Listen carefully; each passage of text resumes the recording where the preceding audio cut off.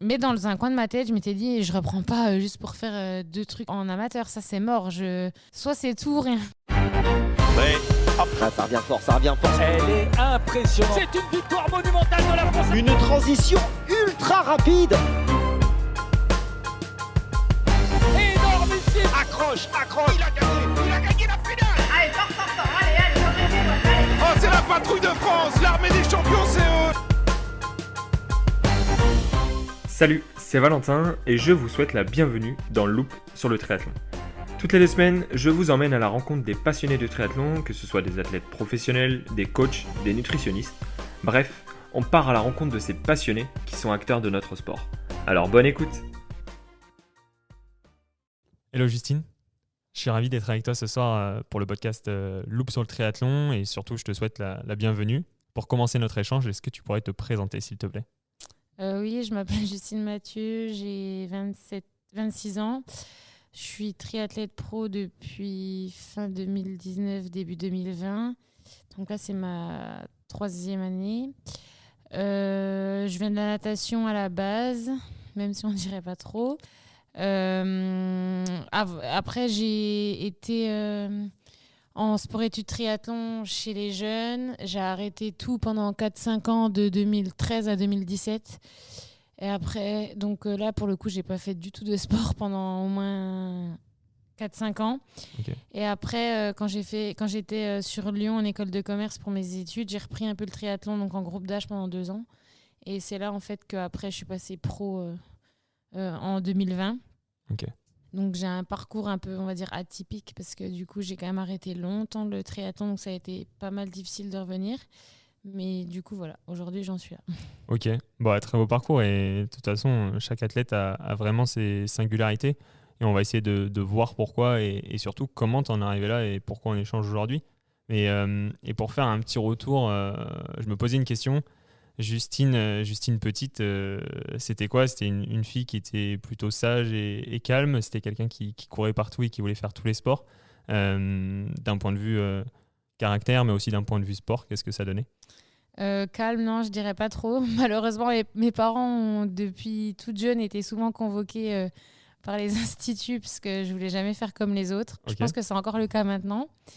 Alors, c'est un défaut, on va dire, comme une force parce que je dirais que c'est un peu grâce à ça que j'en suis là, entre guillemets, même si je pense que je me rends pas compte des choses et c'est pour ça que je traverse autant de hauts et de bas, je pense, dans ma carrière quand même. Okay. Mais par contre, c'est vrai que depuis toute jeune, on m'avait un peu prédit une destinée, entre guillemets, okay. dans le sport. Après, en natation, ça a été un peu plus compliqué parce que même si j'étais en sport-études, je voulais tout le temps être la première. Du coup, je ne m'appliquais pas et je progressais plus. Et c'est un peu pour ça, en fait, que je me suis tournée dans le triathlon parce que quand je fais du sport... en réalité, je ne sais même pas si c'est par plaisir. J'ai l'impression que c'est vraiment pour la victoire. Enfin, pour me prouver un peu à moi-même que si j'ai envie de faire quelque chose, j'en suis capable. Okay. Mais du coup, parfois, c'est difficile parce que on peut vite... Les tempéraments comme ça se prennent plus la tête que ceux qui font ça, on va dire, par réel plaisir. J'adore m'entraîner, mais je suis une autre personne, en fait, en course. C'est pour ça que souvent, à l'entraînement, c'est pas que je suis pas du tout impressionnante, mais je pense que je suis la pro la plus nulle à l'entraînement. J'aime pas dire nulle parce que c'est un mot qu'il faut pas dire, ouais. Mais je suis vraiment pas terrible par rapport à mon niveau de course. Et du coup, parfois, ça peut te mettre le doute parce que tu te fais complètement détruire par d'autres pros à l'entraînement. Ouais. Et en fait, en course, des fois, tu as 10, 15, 20 minutes d'avance. Alors, je sais pas si c'est parce que aussi, peut-être, je m'entraîne d'une manière différente, mais c'est vrai que je suis une autre personne quand c'est un peu la guerre, entre guillemets, quoi. Ok, c'est assez intéressant parce qu'il y a d'autres caractères comme ça qui sont lidés aussi par la compétition.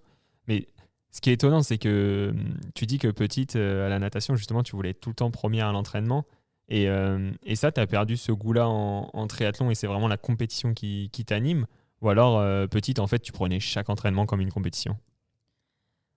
Non, mais en triathlon, c'est pareil. Si je m'entraîne quand même avec des filles, c'est pour ça que je le fais pas. Alors moins maintenant, parce qu'avec l'âge, on va dire qu'on devient peut-être plus tolérant, plus sage. Mais en fait, quand je faisais un sport, je supportais pas me faire battre. Et même à l'entraînement. Donc c'est vrai que je me mettais quand même Je dirais pas dans le rouge, j'ai pas de souvenir quand même d'être quelqu'un qui finissait toujours en travers parce que j'étais déjà quand même pas mal endurante. C'est pour ça que je me suis tournée vers le long. Mais je voulais quand même toujours être la première. Et même des fois, quand j'étais en classe sport au lycée, si j'avais le malheur de me faire battre et tout sur des entraînements, même course à pied, je m'en souviens, genre le soir, je rentrais et je pleurais et tout, mais discrètement, mais genre je le faisais quand même. Et petite, oui, à l'école maternelle, ma mère avait été convoquée parce qu'il fallait chanter une chanson. Je voulais pas la chanter, elle me plaisait pas. Et pourtant, j'avais 2-3 ans. C'était à la crèche, même pas à la maternelle, pardon, à la crèche. Ok. C'est un peu marquant quand même parce que franchement, quand tes parents te faire convoquer parce que ta fille veut pas faire comme les autres, c'est vrai que je me dis que ouais, ils ont eu un peu du fil à retordre quand même, mais ça a duré quand même assez longtemps les convocations parce que je voulais pas faire comme les autres. Mais c'est vrai que c'est encore le cas maintenant. On va dire que j'ai mes propres idées même dans le triathlon. J'essaie quand même de m'assouplir, mais c'est vrai que quand j'ai décidé quelque chose, c'est rare que ça se fasse autrement de comment je l'ai décidé, quoi. Ok. Et t'as un frère, une sœur? Une sœur. Et elle est pareille ou? Pas du tout. Elle a Ok. été danseuse classique en très haut niveau. Mais elle a son caractère, mais pas. On l'a pas convoquée en maternelle, ni à l'école primaire, ni au collège. Ok.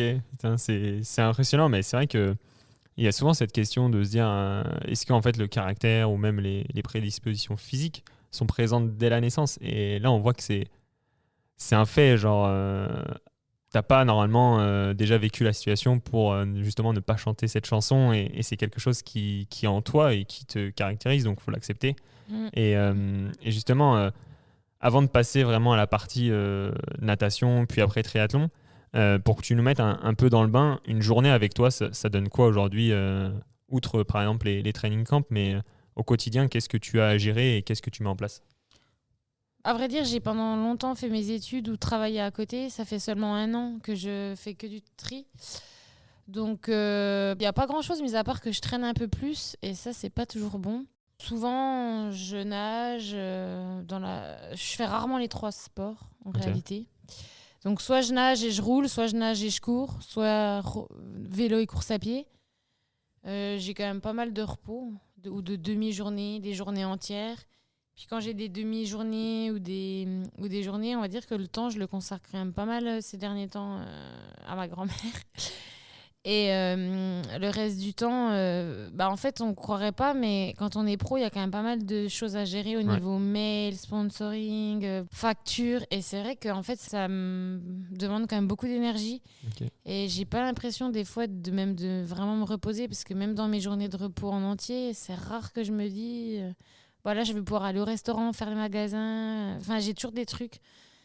Et vu que je suis très mal organisée, eh ben, c'était ma question d'après. Justement, comment tu gères ça? Est-ce que tu es organisée de base? Non. Alors là, c'est vraiment mon plus grand défaut. Je pense que je loupe quasiment. Je suis à ras de louper toujours mes avions, mes trains. Bon, là, du coup, ça n'a pas manqué, mais c'était pas ma faute. Mais non, je suis tout le temps en retard. Ok. Mais vraiment, si j'arrive ne serait-ce que même 1 minute après l'heure, on m'applaudit à l'entraînement parce que c'est vraiment du retard, c'est pas genre 1 ou 2 minutes. Et ça, tu l'expliques comment? Tu l'as depuis petite? Je séchais un peu les cours quand même déjà. Ok. J'aimais pas trop l'école en vrai. On est sur mais une du coup, rebelle. ça c'est pas un retard, c'est plus... Mais là, pour le coup... Comment je l'explique? En fait, j'ai l'impression que si j'ai un entraînement à 8h et que je me lève à 7h30, que j'aurai le temps de déjeuner, ranger l'appart. Classique. Ouais, mais d'un côté, je suis toujours aussi à 2 doigts de louper mes départs en tri. Ok. L'année où je gagne les sables, franchement, à quelques minutes près, je pense que je ne retrouvais pas le sas d'entrée. Mais j'ai l'impression que c'est des fois cette adrénaline là qui me fait peut-être... je ne saurais pas comment l'expliquer, mais... ouais, je sais pas. J'ai l'impression que j'ai besoin des fois d'avoir ce truc en d'adrénaline, plus parce que quand j'ai arrêté le triathlon pendant 4-5 ans, j'aime pas le dire, mais c'est quand même marrant. À Besançon, il y avait des marchés dans les rues où il y avait plein de petites babioles et tout. Et des fois, je m'amusais à en piquer une et à courir le plus vite possible pour pas qu'on me rattrape. Mais c'est super débile, mais en vrai, ça me procurait de l'adrénaline. Et du coup, le fait d'être en retard, je me mets un peu des speeds. Mais pour le coup, ça, il faut que j'arrête d'être en retard. Comme ça, si mes partenaires d'entraînement m'entendent, ils vont être super contents que je leur fasse une dédicace sur mon retard. Donc non, je pense pas être je suis organisée dans mes entraînements. Okay. L'heure, quand c'est l'heure, c'est pour ça que quand c'est pas organisé, ça m'agace. Par contre, dans les heures, Et là, je suis pas organisée. En fait, je suis organisée dans les tâches ou les entraînements, donc la planification, vraiment des grosses choses. Mais c'est vrai que les heures, des fois, ça se décale. Par contre, c'est toujours fait, on va dire. Ok.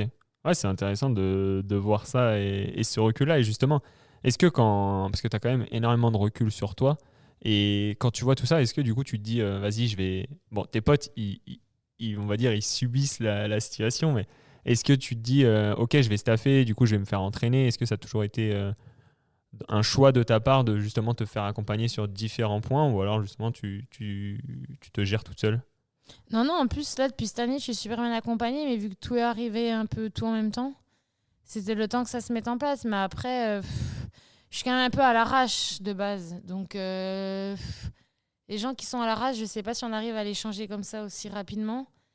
Mais en fait, c'est bizarre. Mais en fait, je suis un peu tout ou rien. Enfin, je suis passée à l'époque, j'avais fait quelques stagiates pour des sélections, Coupe d'Europe, etc. J'étais aussi en équipe suisse. Puis du jour au lendemain, je me suis retrouvée à faire 5 soirées par semaine Ok. pendant 5 ans, à fumer et tout. Enfin, donc du coup, en fait, c'est un peu tout ou rien. Et le problème, c'est un peu comme dans mes résultats. Bon, là, j'arrive à mieux gérer ces dernières années. Des fois, je faisais des résultats corrects sans qu'ils soient exceptionnels, sans qu'ils soient catastrophiques. Mais de base, je suis un peu tout ou rien, quoi. C'est Ok. un peu ça.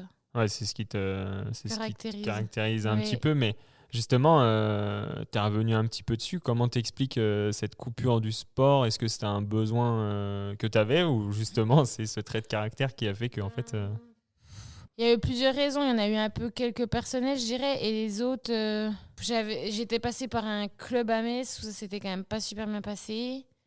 Après, j'ai eu pas mal, du coup, après ce passage-là, des problèmes un peu d'alimentation et tout. Et je pense que du coup, ça a été un peu difficile à gérer. Et puis, au final, je pense que le problème du triathlon, c'est que très tôt, des fois, on nous met dans des pôles, Ouais. Et en fait, clairement, j'aime pas dire ça, c'est pas que ça sert à rien, mais si t'as pas un projet olympique, en fait, t'y perds rien. Parce Ouais. que la preuve, au jour d'aujourd'hui, en toute modestie, sur le long, je pense que je suis la seule qui a arrêté pendant 5 ans, et c'est pas pour autant que j'ai pas de résultats. Enfin, il y a des filles qui n'ont jamais coupé et qui n'ont jamais gagné des Iron actuellement, ou fait des podiums ou des temps de référence. Et je trouve qu'en fait, je l'ai regretté après, parce qu'après 5 ans de coupure, en vrai, je pouvais pas courir à 9 à l'heure. En plus, j'avais pris vraiment beaucoup de poids, donc c'était aussi un peu chaud à gérer ça. Mais ouais, en vrai, je me suis éclatée. Pendant 5 ans, j'ai fait toutes les soirées étudiantes au possible. J'ai rencontré des personnes en dehors du sport, parce qu'il faut quand même pas oublier que le triathlon, c'est quand même un milieu un peu spécial. Enfin, je veux dire, mes vrais amis ne sont pas triathlètes, parce qu'il n'y a pas beaucoup d'ouverture. Enfin, les gens sont très... C'est un sport quand même, on est très centré sur nous-mêmes, et ça nous rend pas forcément à être... Enfin, on devient même... Souvent, le sportif de haut niveau, il est égoïste. Ouais. Et je pense que je l'étais pas avant, quand j'en faisais plus. Et en vrai, au moins, j'ai pu partir en vacances avec mes copines, j'ai pu aller à des concerts. Je dis pas que ça, on peut plus en faire, mais on est quand même limité par certaines choses, par le temps en fait. Pas par notre profession, mais par le temps. Ouais. Ça prend tellement de temps qu'on peut plus faire les choses. On peut pas faire les choses qu'une personne normale fait. Ouais, c'est sûr que on le voit, toute notre organisation et notre rythme de vie est basé casé là-dessus. On dit souvent que c'est un mode de vie, mais et encore plus quand malgré tout tu vises le haut niveau. Est-ce que toi, en plus jeune, tu avais cette volonté-là, ou sachant que tu passais par l'épaule, ou c'était pas du tout une volonté? Le problème, c'est que j'ai la double nationalité, donc je faisais les stages avec l'équipe de France jeune, enfin les stagiates, c'est la petite... en gros, c'est ce qui te forme après, plus tard, au potentiel... à vouloir accéder plus haut, mais j'étais aussi avec l'équipe suisse. Ok. Et du coup, je pense que ça, c'est pas que ça passait bien ou passait mal, mais j'étais un peu dans les deux, donc un peu pas perdue, mais les Suisses comprenaient pas trop pourquoi j'étais là, parce qu'ils me voyaient aussi sur des stages avec la France. C'était pas... Je voulais en fait, parce que quand on n'a pas 18 ans, on peut faire les deux. Ok. Donc, on peut... pas besoin de choisir. Et c'est vrai que du coup, chez les jeunes, j'ai quand même tout de suite été... compétitrice, il me semble que j'avais fait 6 au championnat de France de Du, chez les cadets. Puis j'étais vraiment dans les années, en plus, les années Cassandre, Léonie, Jeanne, donc c'est vraiment des années qui allaient vite. Même pas 6 en Du, c'était 6 en duathlon, en plus, même pas en triathlon. Ouais. Et j'étais hyper compétitrice. Enfin, je voulais toujours être... Enfin, j'ai jamais fait du sport juste pour le plaisir. Vraiment, j'ai toujours été dans la compétition. Depuis, dans tous les sports que tu as pu faire? Ouais. Ok. Bah, j'en ai pas fait 35 000. Enfin, si, au final, j'ai failli choisir le cheval à défaut du triathlon. Alors. Ok. Mais la natation, je pense sincèrement que j'ai arrêté parce que vu que je voyais que c'est pas que j'avais pas trop d'avenir, mais j'avais pas le truc, quoi, pas l'écoute. Et la natation, c'est un sport de toucher. En gros, Ouais. si on met pas en place ce qu'on te dit, Ça marche pas. c'est même pas que t'es bête, mais c'est que des fois, tu le sens pas en fait. Ma technique et tout, il y a vraiment des gens qui sont hyper doués pour ressentir les choses. Moi, je ressens rien du tout. Donc, j'avais pas le truc pour prétendre à un haut niveau en natte. Et du coup, en fait, mes dernières années en sport-études, ça a été un calvaire. Enfin, j'ouvrais la fenêtre le soir pour essayer d'être malade. Parce que mes parents, ils voulaient pas que j'arrête vu que j'étais en sport-études. Eh ouais. Mais mon père faisait du tri, donc c'est ce qui m'a sauvée en fait. Parce que c'est en allant le voir sur les courses que je lui ai dit que je voulais faire du tri. Et donc après, quand je suis rentrée au lycée, c'est là où je suis passée en sport-études. Mais au collège, j'ai toutes fait mes années en sport-études natation. Et honnêtement, ça n'a pas été du tout à mon souvenir. Les lever à 5h30 pour être dans l'eau, horrible. C'est les pires. Et c'est pour ça que je comprends même pas que ça existe encore pour les jeunes. Parce que honnêtement, c'est vraiment un sport qui demande un mérite, la natation. Le triathlon, c'est pas comme ça. Sincèrement, c'est plus du loisir. Ouais. Quand on est au collège, il y a le mercredi la piste avec les copains, mais quand on est dans la natation très jeune, pour moi, c'est horrible. Vraiment. Ouais, tu l'as vraiment mal vécu et Ouais, et puis j'ai l'impression que tout le monde s'en plaint en plus. Enfin, tous les Ouais. jeunes qui ont fait sport-études, personne n'a des bons souvenirs. Ah, Enfin, bah, le faut peu être que je courageux, connais, hein. ouais. Faut être courageux, c'est un rythme qui est particulier. Puis pour très peu qui sortent, en fait, la natation, en plus, c'est le pire sport dans la reconnaissance. Si t'es pas au niveau olympique ou mondial, Ouais. même si t'es championne de France de N1, je suis même pas sûre que tu puisses en vivre. Ah non, c'est un sport qui est compliqué et qui Ouais. demande à se professionnaliser aussi un petit peu, Mm. mais qui commence à arriver. Mais justement, toi, ça m'intéresse parce que je suis un peu dans ce cas-là. Je ressens strictement rien en natation et je pense qu'on est beaucoup à avoir ce sentiment. Comment t'estimes que t'en es arrivé au niveau auquel tu es aujourd'hui et qu'est-ce qui a fait ta réussite quand même? Alors la natation, c'est encore compliqué, hein. Je peux être capable de sortir avec le premier groupe comme être capable de sortir à 5 minutes de la tête des mêmes personnes avec qui j'ai nagé comme ça il y a 6 semaines avant. Ok. Ça a commencé à aller mieux cette année parce que j'étais un peu plus régulière. Mais non, c'est compliqué. En vrai, je limite là. Enfin, c'est vrai que je peux pas dire que je suis mauvaise nageuse. Au final, à Hawaï cette année, si je m'étais pas trompée de bouée, j'étais même devant le premier groupe. J'étais Ok. entre Lucie Charles et le premier groupe. C'est pour ça que je me suis paumée. En fait, il y avait tellement. Enfin, j'étais pas dans les pieds, j'étais vraiment au milieu des deux. Et du coup, c'est vrai que là, je peux pas me plaindre de mon niveau, entre guillemets, mais en fait, je trouve qu'il faut trop de temps pour sentir une moindre amélioration qui va s'estomper. Si la fois d'après, t'es un peu fatigué, que t'as mal mis ton bras, Ouais. c'est foutu, quoi. Et du coup, j'ai la chance que mon copain, il soit super fort dans la correction et qu'il me reprenne sans arrêt. Mais en fait, c'est un calvaire quand à 26 ans, on te reprend à tous les entraînements, ta main, ton bras, Pour moi, c'est pas du plaisir, surtout que j'y suis depuis quasiment 20 ans dans l'eau. Ouais, et puis tu les connais les défauts à force, mais t'arrives pas à les corriger, quoi. Exact, ça revient toujours. Et puis du coup, en vrai, c'est pas un plaisir. Ouais. Et aujourd'hui, c'est quoi, toi, ton sport favori dans le triathlon et où toi, t'estimes avoir le plus de force là-dessus?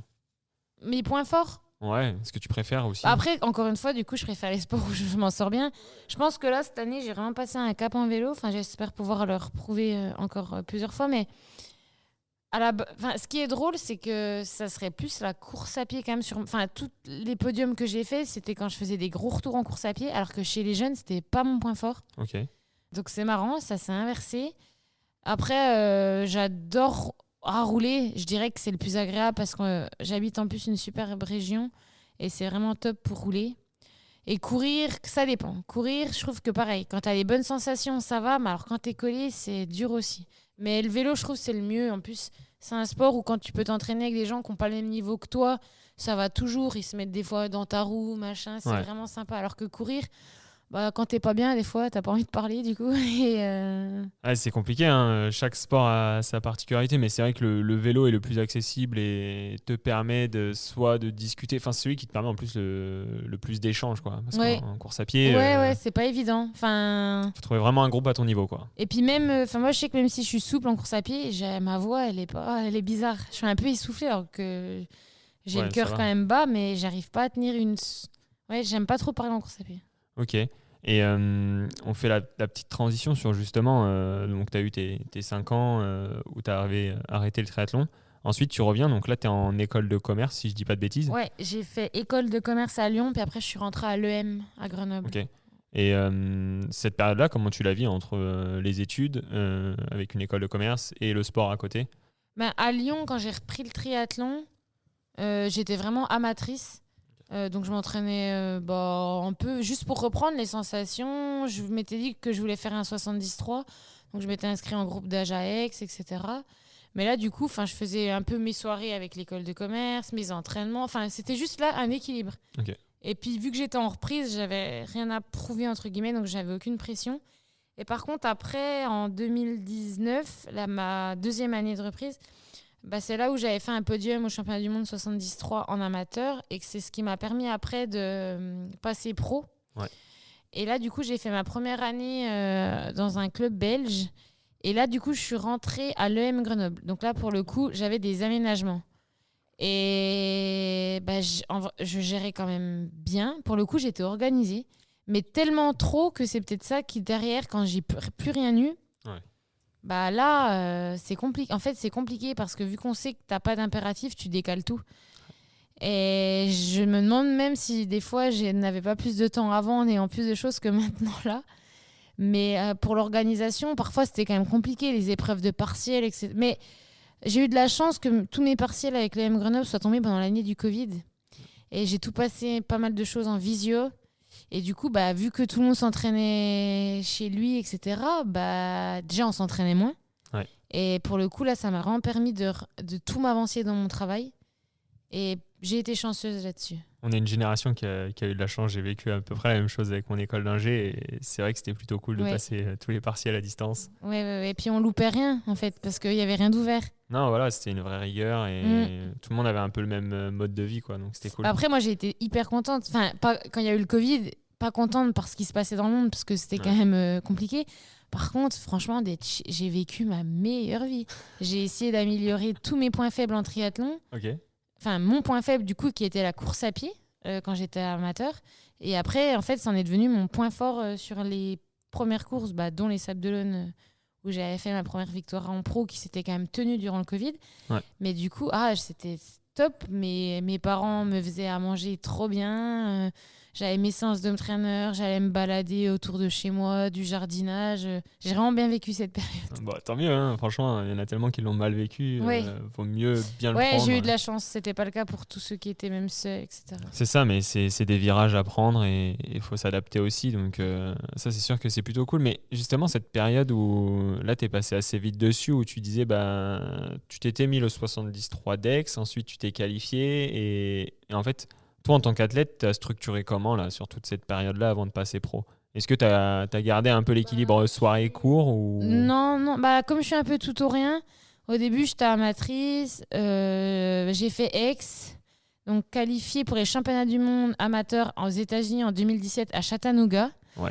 Là, j'étais en 18-24. J'avais fait, je crois, 9e. J'ai dû et déjà à l'époque, c'est marrant, mais je comparais mes temps avec les pros. Je me disais, bon, tiens, t'as repris le tri, qu'est-ce qu'il faudra dans quelques années? Parce que clairement, je le disais pas, parce qu'en fait, quand j'ai repris, tout le monde, je m'en souviendrai toute ma vie, mais tout le monde disait, elle reviendra jamais et tout. Bon, en plus, je fumais, j'avais pris peut-être 12 kilos et tout. Et on m'avait enterré. De toute façon, pendant 5 ans, surtout que chez les jeunes, c'est pas significatif. Quand tu marches un peu, on dit, bon, voilà, elle arrête, elle va reprendre et tout. Et c'est vrai que du coup, tout le monde disait, surtout dans ma ville, du coup, elle reprend, mais elle fera jamais rien. Enfin, j'en ai entendu quand même pas mal des trucs. Mais dans un coin de ma tête, je m'étais dit, je reprends pas juste pour faire 2 trucs en amateur. Ça, c'est mort. Soit c'est tout, rien, encore une fois. Et du coup, mais je savais que ça allait être long quand même. Mais du coup, l'Alf, c'était à Chattanooga. Je m'en souviens, j'avais regardé mes temps avec Daniel Arif, Laura Philippe, du coup, avec qui j'ai couru en Afrique du Sud.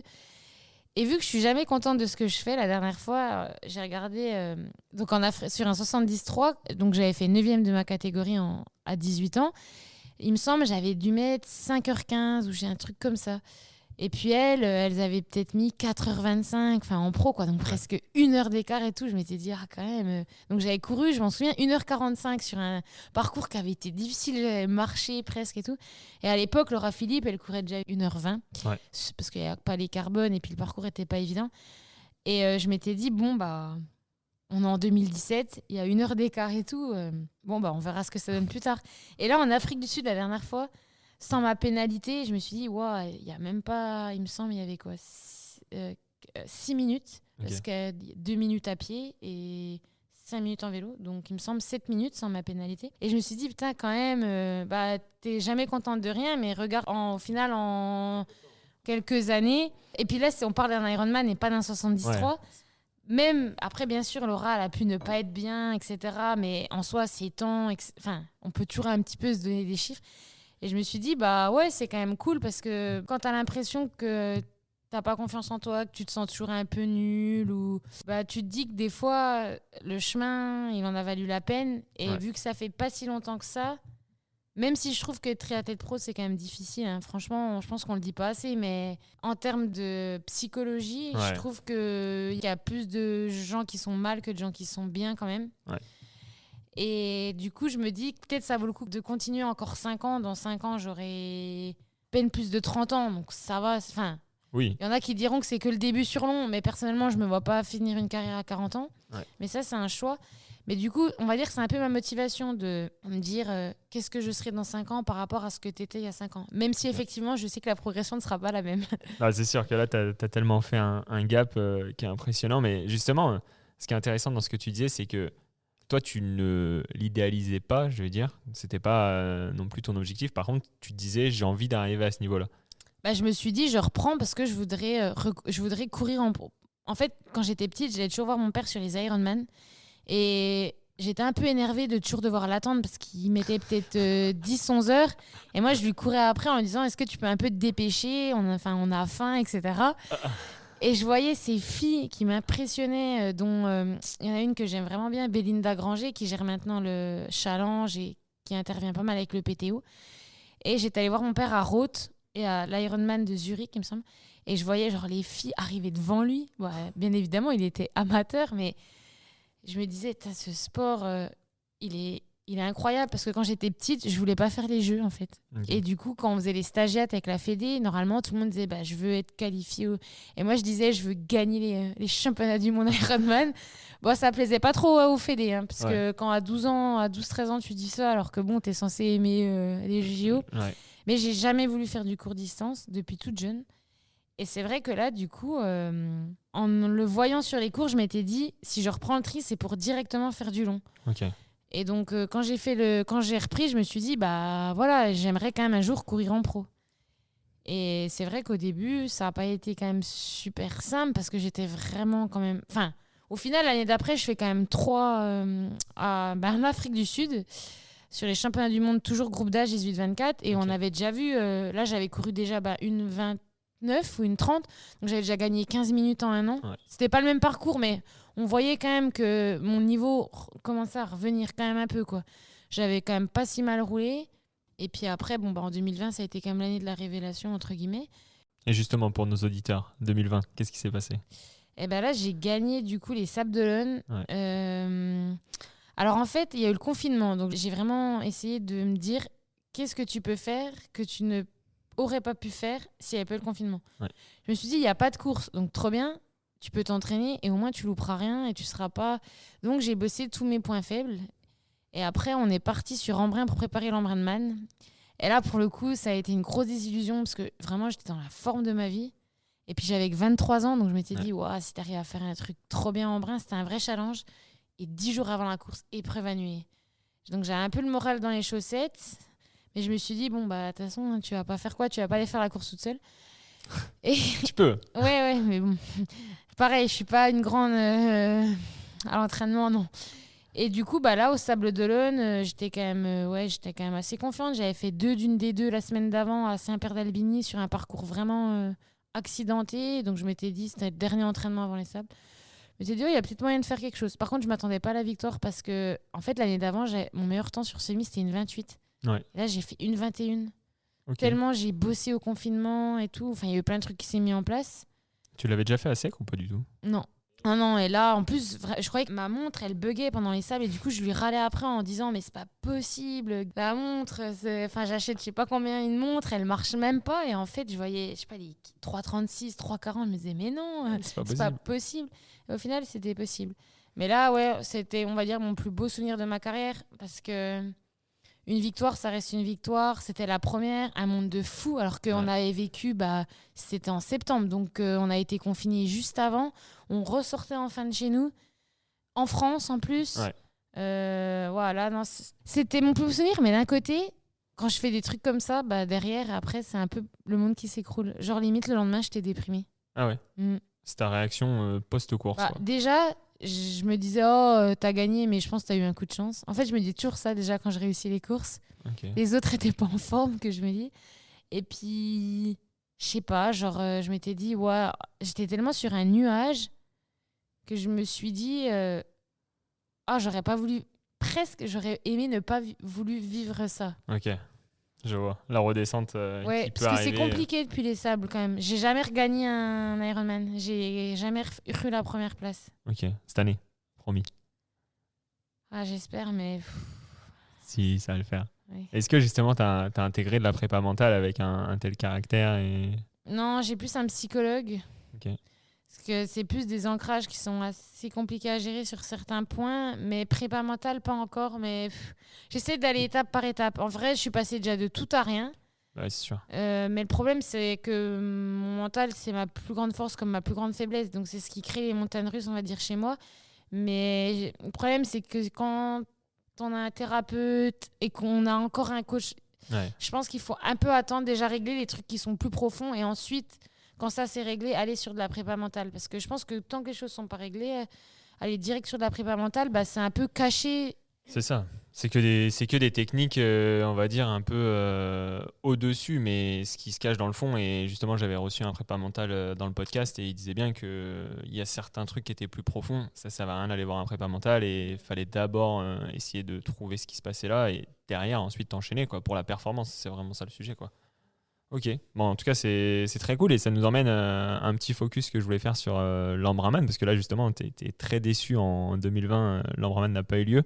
En 2022, tu fais la course, c'est une belle course. Comment tu l'as ressenti cette course quelles étaient tes envies quand tu arrives là-bas et par quel état tu passes tout au long de la course?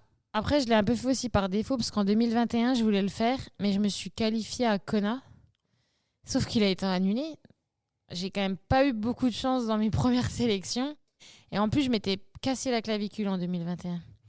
Donc du coup, j'étais pas allée en Embrun cette année-là. Mais en 2022, en fait, à la base, je ne devais pas le faire non plus. J'avais été qualifiée championne du monde à Saint-Georges, mois de mai, mais j'ai pas fait la course, j'ai été blessée. Et là, pour le coup, mai, juin, c'était un peu compliqué. Je m'entraînais même plus et tout. Et mon entraîneur de l'époque m'avait dit, qu'est-ce que tu veux faire? Et j'étais déjà qualifiée à Hawaï, du coup. Okay. Donc, je m'étais dit, t'as toujours pas fait d'Ironman. Donc, il m'avait dit, dis-moi, essaye de t'imaginer faire une course qui te donne envie. Parce que quand même, un Ironman, je m'étais dit, Embrun, bien sûr, ça me donne envie, mais c'est pas comme je sais que ce sera pas comme en 2020. En 2020, c'était vraiment l'année au niveau du profil, du dénivelé, c'était... Là, j'étais déjà plus rentrée, un peu devenue déjà plus rouleuse. Mon gabarit, on va dire, a quand même pas mal évolué avec les années. Avant, j'étais peut-être plus, je dirais pas grimpeuse, mais là, c'est vraiment sur le plat maintenant que je pense être, on va dire, la mieux sur tout ce qui se fait dans le vélo, quoi. Okay. Et du coup, il m'a dit, choisis une course, sauf qu'on était au mois de mai. Et j'ai dit, Embrun. Donc au début, on avait dit Ironman Nice. Et là, il a regardé mon Training Peaks. Il m'a dit, non mais là, t'as rien fait en mai, t'es vraiment sous-entraîné, ça va être compliqué. Du coup, jusqu'à même 3 jours avant l'Ironman de Nice, je fais pas. Enfin, vraiment, c'était l'année dernière la pire année de ma carrière en termes de psychologie. Du coup, il a dit, on laisse tomber, si tu vas à Nice, que tu t'abandonnes ou machin ou ceci. Laisse tomber, on va faire Embrun. C'est des courses où il n'y a pas trop de densité. Même en étant pas à tes capacités... 100%, tu peux quand même faire un truc, fais-moi confiance. Je dis bon, ok. Du coup, je suis partie à Embrun le mois de juillet pour m'entraîner. Ouais. Et puis, je me suis dit, allez, go Embrun, quoi. Mais en vrai, je n'ai pas le droit de dire ça parce que faire de Embrun, et surtout avec le marathon, le temps que j'ai fait, tout ça va. Mais le vélo, Embrun, ça se prépare quand même. En fait, Embrun, ça se prépare quand même pas en un mois parce qu'en vélo, dans l'Isoire... J'arrivais même pas à mettre de puissance avec l'altitude. J'étais à moitié. Je suis arrivée en haut, j'étais à moitié en hypo. C'était un bon souvenir, mais disons qu'en plus, j'avais un truc de fou, mais j'avais une verrue au pied qui s'est mise 3 semaines avant Embrun. Mais je ne pouvais plus poser le pied. Et les semaines d'avant, j'arrêtais pas d'aller chez la pédicure à Embrun pour qu'elle essaie de faire quelque chose. On trouvait rien. Et franchement, j'ai failli abandonner Embrun au bout de 5 km. Hein. Ah ouais? Ah oui, tellement j'avais mal au pied. Je m'étais dit, en fait, tu vas te péter un os à courir un peu. Et après, je suis allée voir un espèce de magicien. Du jour au lendemain, il me l'a enlevé. Donne-nous le contact du magicien quand même. Ah, mais c'est un gars très connu je dirais même en France, parce qu'il reçoit même des fois des joueurs de foot. Enfin, ouais. C'est un gars, en fait, pour lui, une verrue, c'est un aspect purement psychologique. Ok. Un mot que tu te crées. Il m'a parlé d'un truc, il a fait un truc, j'ai eu le pied, et c'est au téléphone. Hein. Sans mentir, j'ai eu le pied qui a brûlé pendant 30 minutes. Et pourtant, je suis quelqu'un qui croit à rien ces trucs-là. Je ne pouvais... Et même, j'ai râlé. Je me suis dit, mais attends, mais c'est quoi ce machin, ce magicien? Comme la montre. Ouais, et vraiment, 10 jours après, plus rien. Alors que j'ai eu ça pendant, 2 mois, 3 mois. Parce que c'était déjà avant Embrun. Et vu que je courais encore pas trop, ça allait. Et Embrun, mais après la course, mais un truc. Mais honnêtement, je me suis dit, on va devoir opérer parce que là, c'est pas possible. Ça partira pas juste avec du produit. Donc ça m'a bien gêné pendant le marathon. Donc j'ai pas un super souvenir par rapport à ça. Puis en plus de ça, j'étais 3 jusqu'au 39e. Ouais. Puis à la fin, je me suis dit, allez... j'aime pas en fait sur Ironman me faire mal à un point. J'aime bien gérer mon allure. Genre, je pars à mon allure et je suis toujours à mon allure. Et là, j'ai dû pousser une accélération pour aller chercher Jeanne. Et j'avoue que c'était pas cadeau après un Ironman aussi long, quoi. Et justement, une des questions que j'avais en tête, c'est tu te dis quoi après autant d'heures d'efforts? Et justement, par exemple, en haut de l'Isoire, où tu as l'impression que tu es presque en hypo et tout, qu'est-ce qui fait que... Tu sais, on a souvent ce sentiment où c'est les amateurs qui vivent ça et vous n'avez pas le droit de vivre ça en tant que pro? C'est juste que non, en fait, je me suis juste pas alimentée la première partie du vélo en Embrun. J'arrivais pas. Avec le stress, quand les parcours sont vallonnés, je pense que c'est un peu plus difficile. Et puis quand Jeanne m'a passé, j'ai voulu un peu rester accrochée, tout ça, ça allait trop vite. Du coup, j'ai peut-être eu un peu stressé. Puis quand on stresse l'organisme, il y a une dépense calorique qui est peut-être différente. Du coup, dans l'Isoire, de toute façon, c'est pas compliqué. Dans l'Isoire, j'ai mis la puissance que j'ai mis sur tout le parcours. Ah ouais. Oui, alors que normalement, dans un col, je sais pas, tu montes, pas trop en Embrun, parce que c'est quand même en altitude, mais au moins 20 watts de plus, voire 30 même, parce qu'en Embrun, tu es censé le gérer. Et le retour, je l'ai fait à la même puissance que l'aller. Alors, tu es censé être un peu cramé. Ouais. Et du coup, ce qui était drôle, c'est que mon copain Embrun, il fait 7 ou 8, je sais plus. Et les derniers 20 km, je roule plus vite que lui. Avec la fameuse montée Chalvet. Ouais. Donc, j'ai quand même bien géré. En fait, mon entraîneur m'avait donné un plan. Okay. Et j'ai géré au watt près. J'ai roulé au watt près, j'ai fait le marathon à la seconde près. Ok, justement, c'était une question que je pouvais avoir aussi avec les autres tout à l'heure. C'est est-ce que tu as on va dire un cahier des charges, une tactique de course Non, habituellement non. C'est juste que là, Embrun, je pense qu'il s'est dit, on a fait ce qu'on a pu pour la mettre sur la ligne de départ. On va quand même essayer de composer pour qu'elle essaie de gérer au maximum, parce que le problème, c'est qu'Embrun reste Embrun. Ouais. Et le problème, c'est que justement, en fait, Embrun, je l'ai fait dans une année qui a été un peu catastrophique, entre guillemets. Et en fait, ça m'a laissé énormément de traces. Et à Kona, j'étais déjà ravagée avant de faire la course. Ok. Bon, en tout cas, merci pour ce moment et ces échanges. On va passer à la FAQ des auditeurs. La première question, et je suis pas revenu dessus justement exprès parce que je la savais, c'est Sarah qui te dit Hello Justine, un grand bravo pour ta course en Afrique du Sud. Je suis dégoûté pour toi. As-tu une volonté de faire une réclamation? Du coup, oui, c'est en cours. Avec, je pense pas, un succès. Enfin, faut pas être défaitiste, mais bon, je pense que face à Ironman, il n'y a pas grand-chose qui ont l'air de leur faire peur. Donc, c'est en cours. Même moi, à titre personnel, j'ai pas plus d'infos que ça. Okay. J'ai fait les démarches, j'ai un avocat, etc. Mais après, la bonne nouvelle, c'est ils ont disqualifié aussi une autre athlète par le même arbitre qui, justement, m'a contacté cet après-midi. Donc, il y aura peut-être quand même des mouvements parce que, du coup, bon... Ouais, il y a vraiment une faute une double faute, quoi. Ouais, c'est compliqué. Donc, du coup, voilà. Bon, ça demande... on a tous un peu la même vision, on va pas débattre plus longtemps, mais ça demande vraiment un peu de changement sur ce point de vue-là, sur pas mal de sujets. Mais bon, je pense que ça va évoluer quand même dans le temps, mais c'est ce que le sport demande. Une petite question de Louis qui demande si les nouveaux Van Rysel, donc les vélos, il veut savoir ce que tu en penses et surtout, je pense qu'il est intéressé parce qu'il veut savoir quand est-ce qu'ils seront disponibles au public, si tu as une date pour lui. Ils sont disponibles début 2024 et s'ils sont bien ou pas, je dirais que oui, mais j'ai pas assez de recul pour le moment. Ouais. Mais pour les premières choses que j'ai vues, là on a roulé 3h30 aujourd'hui, puis j'ai pas de douleur particulière ou je pense que on a tout fait pour que ça soit des bons vélos donc. C'est cool, on va voir ça cette année. Et puis la dernière question qui est de Léo qui demande si tu réalises des étirements pour la partie récupération ou c'est pas quelque chose que tu intègres. Faut pas que je dise ça parce que mon ostéo il va pas être content, mais non, j'en fais pas trop, mais je vais m'y mettre. Ok. C'est dans mes projets. C'est cool. Je vais finir moi sur les 2 questions que je peux avoir sur le podcast. La première question du coup c'est quel est ton plus beau souvenir en triathlon ? Du coup les sables, comme j'ai dit tout à l'heure, première victoire pro, c'est toujours je pense le plus beau souvenir. Après Ironman Lanzarote, c'est mon premier Ironman. Des conditions horribles. Ok. Je fais 3 à 1h30 de la première. 1 minute de la deuxième, il me semble. On était vraiment, mais ça a été la bataille. J'ai couru 42 bornes avec Laura Sidal au coude à coude. Et c'était, en vrai, c'était assez incroyable parce que Lanzarote, c'est celui qui me faisait le plus rêver. Et du coup, c'est là où j'ai eu mon premier Ironman et avec la première qualif à Kona. Et là, c'était vraiment sympa. Après, j'ai géré du mieux que j'ai pu. J'ai pas eu vraiment de surprise. J'étais un peu triste de pas gagner quand même parce que ça s'est joué vraiment à pas grand-chose. Mais c'était pas mal aussi. Le premier 73 pro et le premier Ironman pro. Au top. Merci pour ce partage. Et la dernière question, c'est lors d'une séance d'entraînement difficile, tu te dis quoi pour la finir justement ? Je suis pas trop quelqu'un qui se parle à soi-même en vrai. Ok. Et je m'entraîne rarement au point de me dire dis-toi un truc pour survivre. Puis quand je m'entraîne vraiment dur, ça dure pas longtemps, donc j'ai même pas le temps. Ça va peut-être des 30-30 ou des minutes, des choses comme ça. Non, en vrai. Puis je suis pas quelqu'un qui va se dire vas-y, pense qu'il y a un tel ou toi devant ta course. J'aime pas trop les trucs comme ça. J'aime bien les trucs un peu simples. Je mets de la musique. En vrai, oui, je mets de la musique. Ok. J'écoute Julien Doré.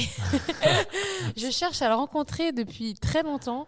Sans réussite. On sait jamais si quelqu'un écoute ce podcast et connaît Julien Doré, c'est le moment. Et je l'ai vu en concert en plus. Attention. Donc c'est bon, je pense qu'on va avoir quelque chose dans les auditeurs, quelqu'un va nous contacter. En tout cas, merci pour tout, merci de m'avoir consacré un petit peu de temps dans cette fin de journée qui est quand même assez chargée, je le sais. Donc c'était un vrai plaisir de découvrir Justine sur différents angles. Et justement, les auditeurs, où est-ce qu'ils peuvent te retrouver sur les réseaux ? Sur Instagram. Ok. Parce que j'ai pas de page athlète sur Facebook. J'ai Instagram. Et j'ai Facebook, mais il faut me demander un ami. Ok, très bien. Bon, en tout cas. LinkedIn. Et Twitter maintenant. C'est lequel alors qu'on doit choisir ? Non, Instagram. Instagram, c'est là où tu es le plus présente. Au top. En tout cas, merci à toi et je te souhaite une bonne fin de soirée. Merci à toi aussi. Ciao, ciao. Merci à vous d'avoir écouté cet épisode jusqu'au bout. Pour continuer à faire évoluer le projet, je vous invite à me laisser un avis sur les différentes plateformes d'écoute. De plus, pour suivre l'actualité, je vous donne rendez-vous sur le compte Instagram Loop sur le triathlon. Et surtout, on se donne rendez-vous dans 15 jours. Alors merci à vous et à très vite. Ciao ciao.